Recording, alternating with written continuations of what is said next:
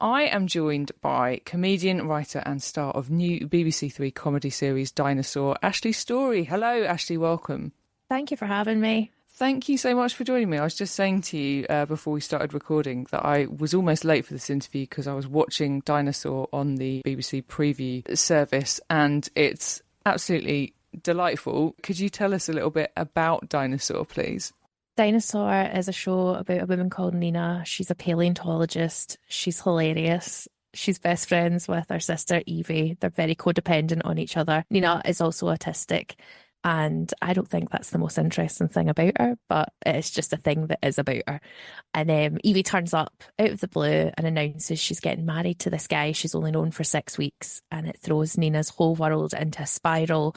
And she kind of has to make this decision between being a good maid of honour and a good sister and being herself. And she has to kind of choose that path and tread between the two versions of what the world wants her to be and who she is. As well as being a star of this, you are also the co-creator, aren't you? And it's produced by two brothers who are the team behind Fleabag. How did your involvement in the creative side of it come about? It's super weird. It's not the route I think anybody else has ever taken. They had a pilot that was written by Matilda Curtis, who's a young writer. Her cousin is autistic and she'd written this pilot about an autistic woman, and it was very like that sort of cerebral comedy that's totally tonally like Fleabag, and I could see exactly why two brothers were making it. And they were looking for a 20-ish-year-old woman in England to play the lead.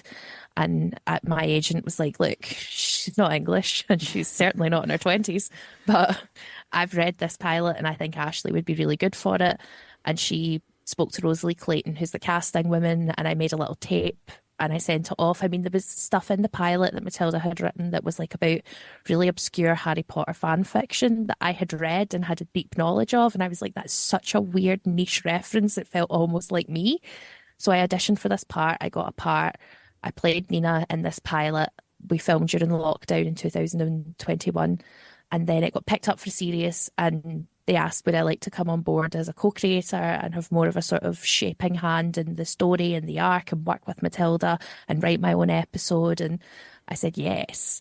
And that's how that came about. Because you are also on the autistic spectrum in real life, right?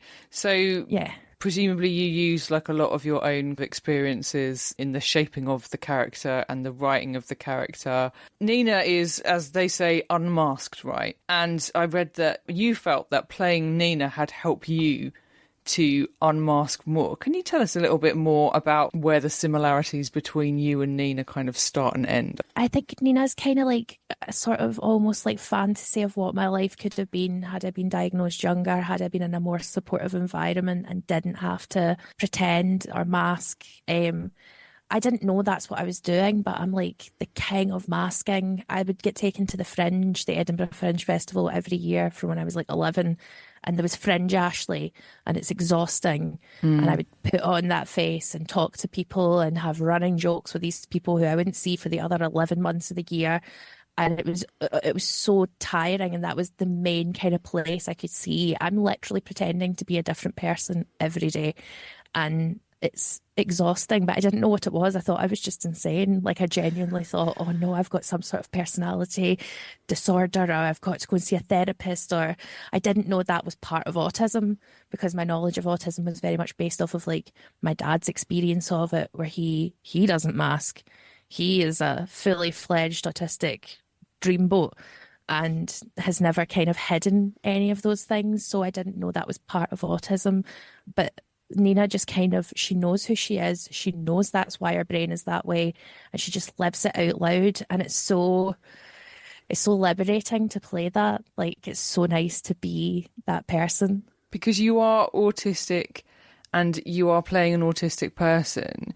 I wonder what you thought about this idea that people should play parts that they have lived experience of. I think it's important where there hasn't been anybody with that lived experience playing that role. I think that there's degrees of it. I think if you have like Native American characters who have notoriously been played by non-Native American people, you have to let Native American people play those parts. But if you have a Texan not being played by a Texan, that's a different thing because Texans have also played lots of other parts. So Yeah. there's a lot of false equivalencies and strange sort of comparisons, but specifically with neurodiverse people playing neurodiverse people, it doesn't happen very often. And because being autistic is like, it's this big spectrum of sometimes unknown stuff. And I always try to be very true to my own experience. I didn't want to pick from other people's experience that I didn't understand, because I think that was just decided from the get-go that Nina's autism would be very parallel with my autism, and I would play it that way and not try and play my idea of other people's autism, because I hate when I see that on screen. It makes me feel so icky. Like The Good Doctor, my dad loves that show and it makes my spine hurt when I watch it. I sit so rigidly.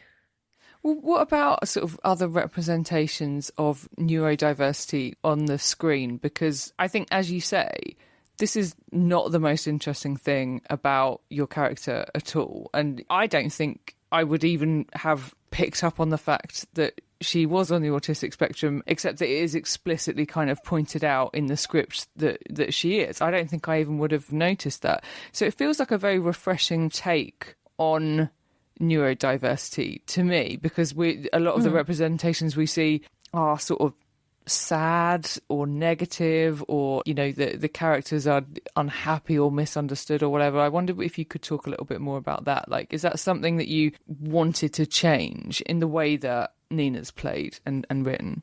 Definitely. And I also think that, like you said, that you wouldn't pick out that Nina was autistic, and I think that speaks to the huge number of women getting late diagnoses of neurodiversity, because they've lived their whole life and nobody would exactly point at them and go, autism, because our idea of what autism is such a narrow thing that's kind of been dictated by parodies and caricatures. And I like trains, and I do like trains, but I also like lots of other things too. I realised I shouldn't have brought up trains because I love trains. I talk about trains constantly, but just because it's a stereotype doesn't mean it's okay. Yeah, well, I was going to ask you about the fact that this is on Hulu as well. So that is obviously a great opportunity for you as an actor, right? What's the reception been like? It's had a lovely reception. People really like it. I keep seeing little articles pop up about it. I really enjoy seeing like folk have dissected it and tried to like find, because there's a lot of little hidden jokes and stuff that my brain just put in, and seeing people kind of find those weird little background jokes or little physical nods to stuff has been an absolute delight. But yeah, I honestly get such a buzz when some women's like, I'm in Texas, just watched a show, loved it. I don't know why I keep mentioning Texas. It's in my head fresh. But yeah, it's weird and it's delightful, and I'm very happy. I love Evie's fiance, Ranesh. Yeah. I love the character of Ranesh. I think he's hilarious. Like when he's doing all this stuff where he's like trying to be inclusive. And sort of like, oh yeah, we'll have like fidget things at all of the tables at the wedding and things like that. I just thought like they're almost like throwaway lines, but they're so funny, and his character is so like beautifully built. He's really like sort of feminist fuckboy kind of vibe to him, and I enjoy it very much. We really wanted Nina's nemesis to be an actual nice person. So there is no real villain in the story, because he is actually an adorable man, and we all kind of fell in love with him a bit. But Matilda, she is a real strong hand in Ranesh and who he was. And that was the kind of fun thing, is she'd write like these lines for Ranesh, and then I would sit there and kind of react as Nina fresh with them. So it was kind of like she was throwing obstacles at me and going, how do you deal with that? Let's see how Ashley deals with that, and then that'll inform how Nina deals with it. So I wanted to ask you, because obviously you've been around comedy your whole life. Your mum, for those who are not aware, is Janie Godley, the comedian. And, you've done Edinburgh, you do stand-up, etc., etc. What is next for you? Are we going to see you at the Fringe this year, or are we... No. The Fringe can get in the sea. I am delighted that children on TikTok can outsell comedians at the Fringe, because it is proving that was an unstable environment. Do you know how much money people throw at that thing, expecting their dreams to come true? I have a show on Radio 4 called What's the Story, Ashley Storrie, and I dedicated a huge chunk of it to just explaining why it's financially a bad idea for you. It's so expensive. It is so soul crushing. There are these fantasies and fables about, oh, this person got discovered at the Fringe, this show got discovered at the Fringe, and then you find out, no, a TV company had bought it, then took it to the Fringe to develop it. It was never discovered there. It was never found there. It's a lie. I've always done the free Fringe. I love the free Fringe. I love having people being able to come and see me whether they have money or not, and I love cutting out the middleman of the big venues. This is coming from a very jaded place for a woman my age, but I've done the Fringe since I was 11 years old. I did my first one-woman show when I was 13. Wow. I've been there, I've done it, I've been in the trenches. Listen to your Auntie Ashley. Go and do the other festivals. Go to Bath. Go do the nice wee festivals. Do one night and see how that feels before you sink 20 grand into Edinburgh. Okay, I'm reining it back in. I'm so sorry to all of the people who make money off Edinburgh who I've just poo-pooed, but... Well, I think it's interesting, isn't it? Because it's completely unsustainable in terms of like what it costs, isn't it? So like, what would you say to comedians? You've kind of just said it, but like what can comedians who are starting out who would have previously seen that as the thing to do? What's the way forward now for a young comic? So the young comedians coming in now know the value of social media, and whether we love it or hate it, it's the thing that works for you. That's the thing that's going to put bums on your seats. Probably more so than even being on a panel show now. If you can go viral a couple of times over on TikTok or Instagram Reels or Facebook, or if you're on Twitch, you can make solid money and you can put bums on seats. But if you're going to go to the Fringe, look at the free options. Speak to the people who run the independent venues. The big venue seems very lush and very exciting, but I promise you the tax, the emotional tax, and the amount of money that's skimmed isn't going to work out in your favour. These little venues are devoted to staying open and will make your life easier and make your experience good because they want you to come back. The big venues don't care. They're just going to profit off of your little minute of success, and they don't care if you come back to them or not. There's so many good free venues. Alex Petty is amazing. Or The Stand, who are an independent venue. Again, speak to them. They do good deals. And if you want, you can technically go to the Fringe, not be in the Fringe brochure, and just put on a show in a venue at the same time as the festival and be there and put bums on seats. Technically, you're allowed to do that. So just saying, you don't have to be part of that if you wanted.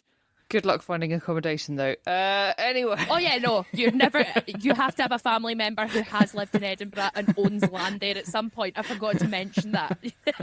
You're never going to survive. It costs too much money. Just fly there every day from London.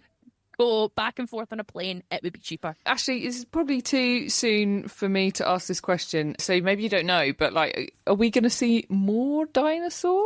Oh, I would be delighted if we could, but I have no idea. I'm very much taking this as this was a very fun work experience, and I'm probably going to go back to my normal life of working at regional radio and hosting small factual entertainment programmes where I milk cows that 17 people watch on BBC Scotland.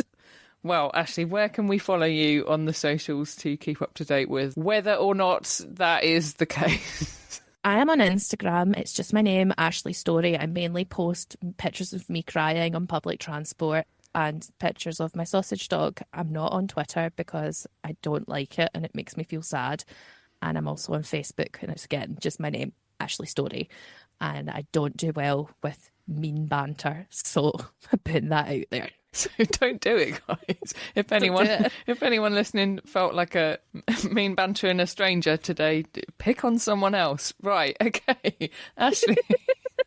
Just so you know. I hope none of our listeners do that. Sometimes people think, oh, she's funny, let's be sarcastic. And I'm like, I'm autistic. I think that's literal. And now I'm walking about sad in my heart, not realising you were joking. It's such a weird place, the internet. I don't get it. And I'm too me to deal with it. I wasn't built for that kind of thing. No one was. And therein lies the problem.